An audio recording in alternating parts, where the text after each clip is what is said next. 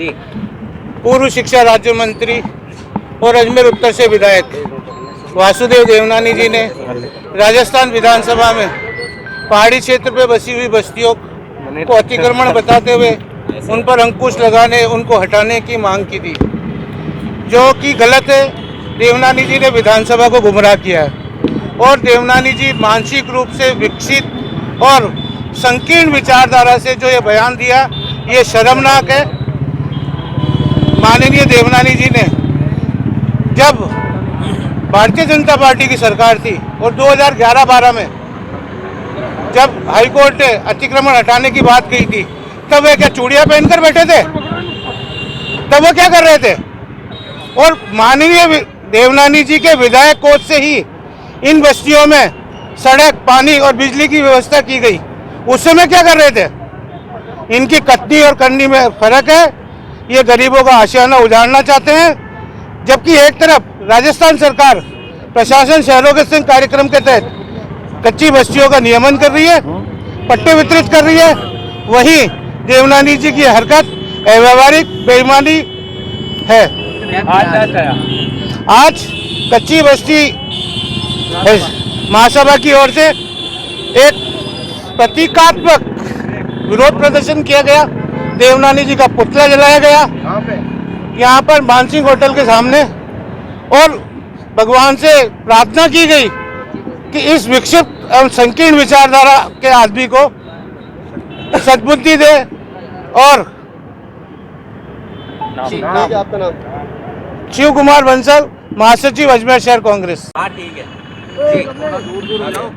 जो देवनानी जी ने विधानसभा के अंदर हम गरीब कच्ची बस्तियों के आशियाने उजाड़ने के लिए जो बात कही है, उसकी आज आक्रोश रैली के अंदर आज उनका पुतला जलाया गया है। और हम कच्ची बस्ती के, उन्होंने कहा ना 250 कच्ची बस्तियां अवैध है।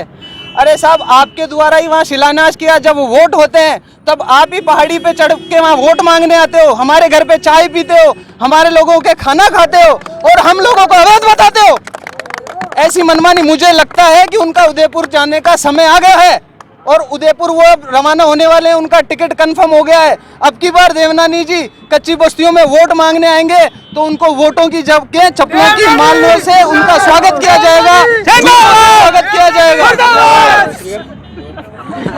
मैं अपील करूंगा, अगर हम देवनानी जी का समर्थन करते, जब वो हमारी बात को विधानसभा में रखते कि आप वन क्षेत्र की जमीन जितनी जहां तक है उसकी एक बाउंड्री खिंचा दी जाए, उसका सीमांकन कर दिया जाए, उसके बाद में अगर कोई बसता है तो उसको अवैध माना जाए। अभी जो बस गया, एक आदमी को मौत की सजा दे दो या उसका घर बर्बाद कर दो, ये दोनों बराबर होते हैं। और उन्होंने हमारे घर तोड़ने की बात कही है तो ये बहुत निंदनीय है। हम सरकार से ऐसी आस रखते हैं कि सरकार हमारी बात को केंद्र तक पहुंचाए। केंद्र में जो हमारे भूपेंद्र जी हैं वन मंत्री, वो ऐसा करें कि वन क्षेत्र के एक सीमांकन कर दें और वन क्षेत्र का जितना भूमि कच्ची बस्ती में है उसको छोड़ के उतना जमीन वन क्षेत्र को कहीं और दे दे और हम लोगों को पट्टे दे दे। यही उनसे हमें आस है।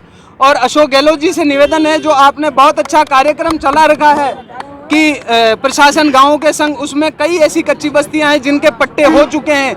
हम लोगों को भी आश्वासन दिया गया है। हमारी जो 48 कच्ची बस्तियाँ वो एडीए में है और उम्मीद करते हैं कि उनको भी पट्टे दे देंगे। वन क्षेत्र जो आता है वो राज्य सरकार के अधीन नहीं है, वो केंद्र सरकार के अधीन है।